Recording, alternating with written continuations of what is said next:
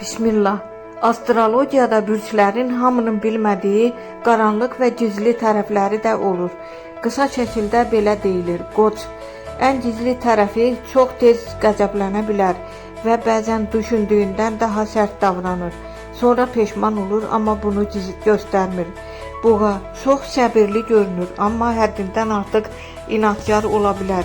Qərar verəndə onu dəyişmək demək olar ki, mümkün olmur.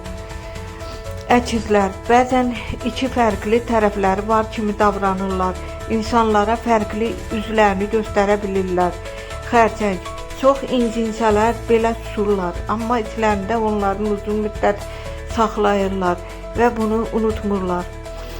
Şir, qürurları çox güclüdür. Əgər hörmətsizlik hiss etsələr, içlərində böyük inciklik yaranır və bu incikliyi saxlayırlar. Qız, hər şeyi analiz etdikləri üçün bəzən həddindən artıq tənqidçi ola bilirlər. Həm özlərinə, həm başqalarına. Tərəzi, hamıya yaxşı görünmək istədiyi üçün bəzən öz həqiqi fikirlərini gizlədir. Əqrəb, ən dərin və sirli bürcdür. Əgər xəyanət görsə, bunu heç vaxt unutmur və çox güclü intiqam hissi ola bilər.